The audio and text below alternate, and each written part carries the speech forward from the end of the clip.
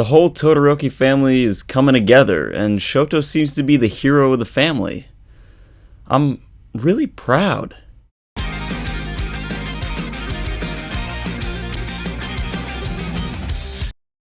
What's up, it's Truth Hero, and welcome back to another My Hero Academia chapter review. So Boku no Hero Academia chapter 302 of the manga. We continue to see Touya's true backstory and how he apparently died in a wildfire that he created and was consumed by his own flames. And also how, despite this and everything that's happened and that horrible event, the Todoroki family, they're really coming together. So let's break it down. The chapter opens with a flashback to right after Touya attacks Shoto, and Endeavor notes how he can't watch over his kids because of work, and he can't talk to Touya because all he knows is being a hero and being in this world of professional heroes. And Rei tells him, yeah, some hero you are, Enji, running away from your problems. Oh, get wrecked, Endeavor.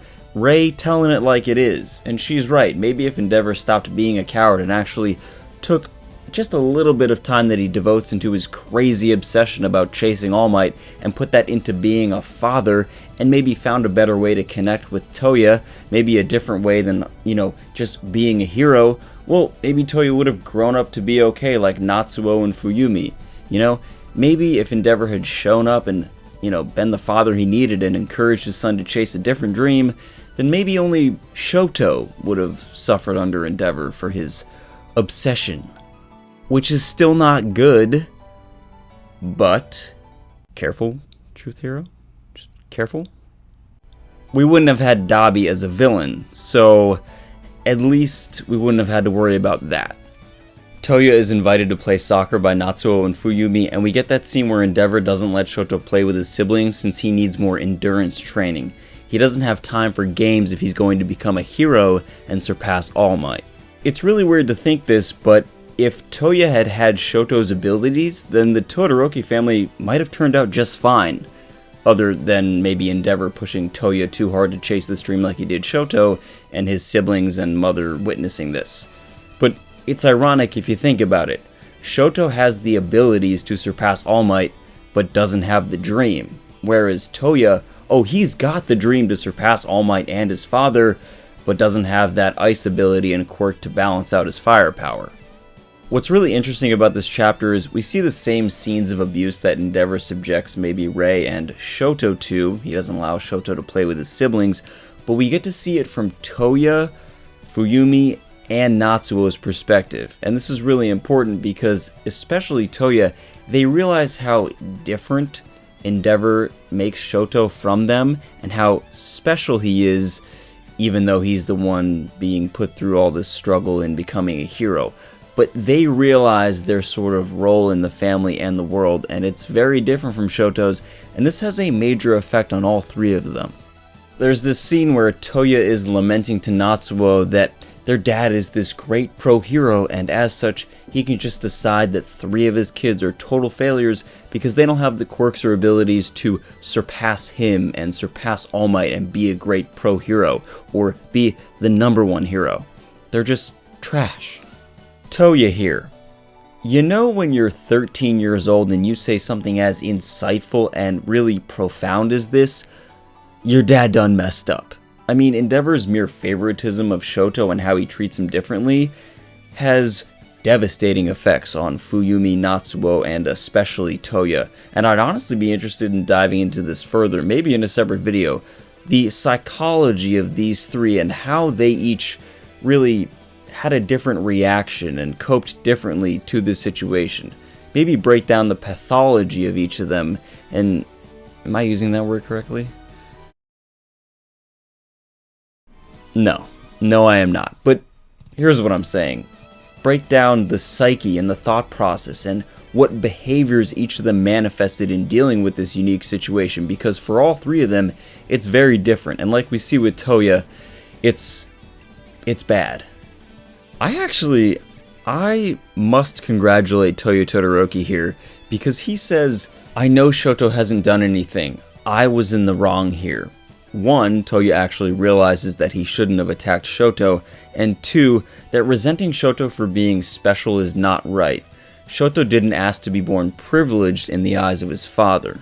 Touya Todoroki is only 13 years old, but he grasps the entire situation and family dynamic between Enji and his children, and really, that's a hard reality to comprehend. I don't know if I'd be still as positive or obsessed as he is. I think I'd much rather take Natsuo and Fuyumi's approach and live in blissful ignorance about this, about the fact that we're not special, only Shoto is, and we'll never live up to our father's dreams for us because, well, we weren't created correctly.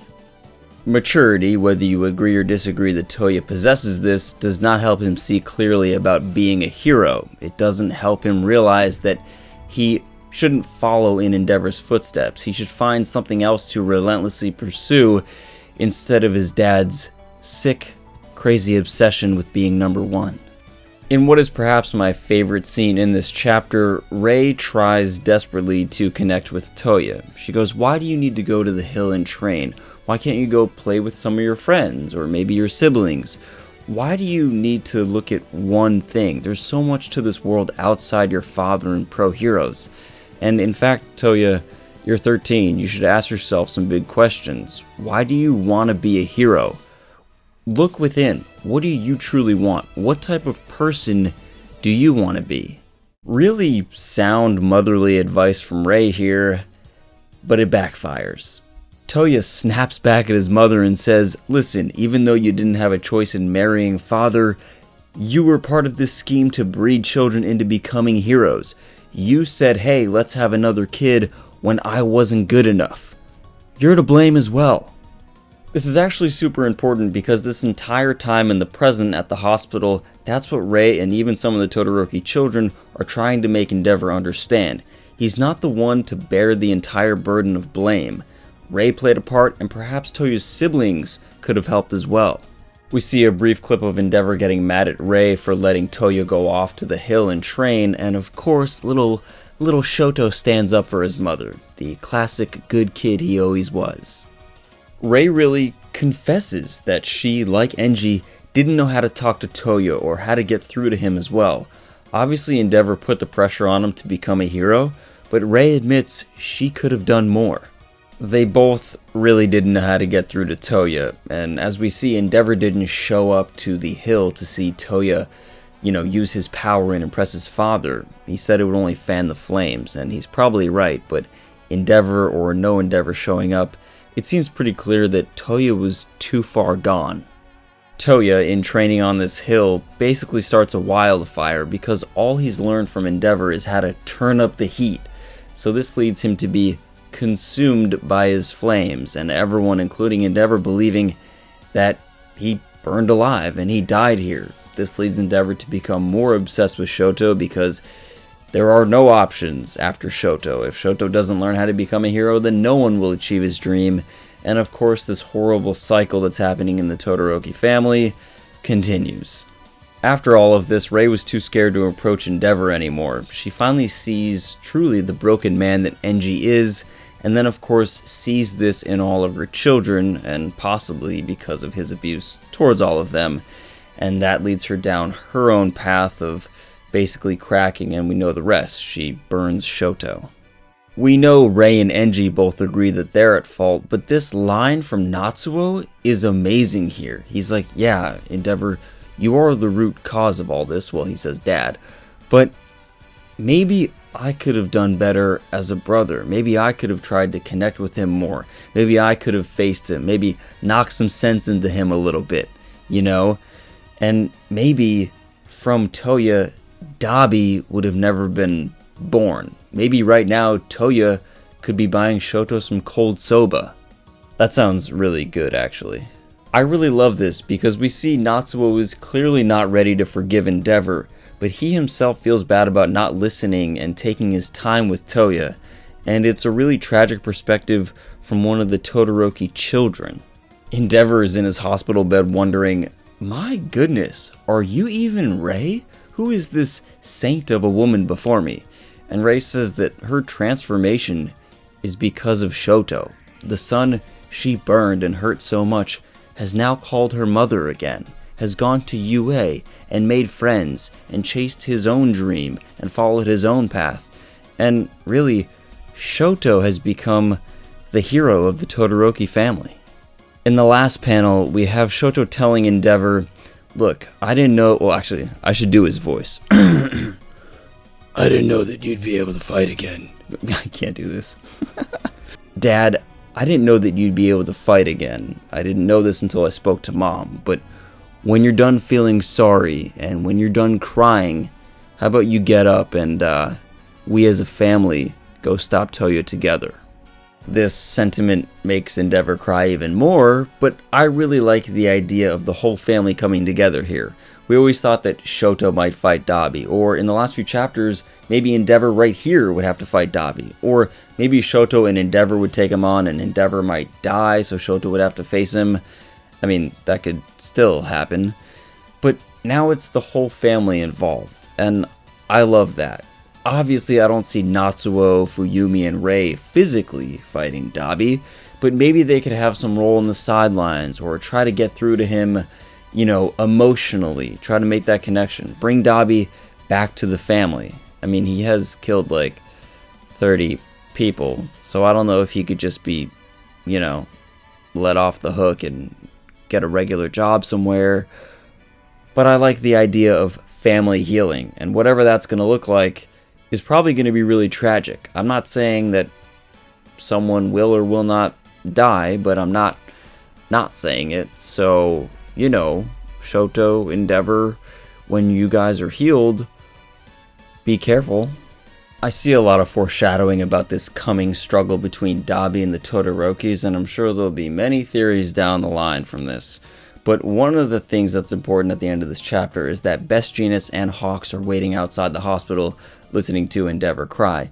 But they, at least Hawks, wanted to ask Endeavor a few things and talk to him about being a hero, and I think that's a key component to Endeavor's redemption. I know that's not everyone's most favorite topic to talk about when we discuss the Todorokis, but I think that's a pretty good indication of what Shoto has said to his father, what Rei and everyone else has said, like, hey, it's not entirely your fault, and Shoto says, hey, let's go, you know, when you're ready, when you stop crying.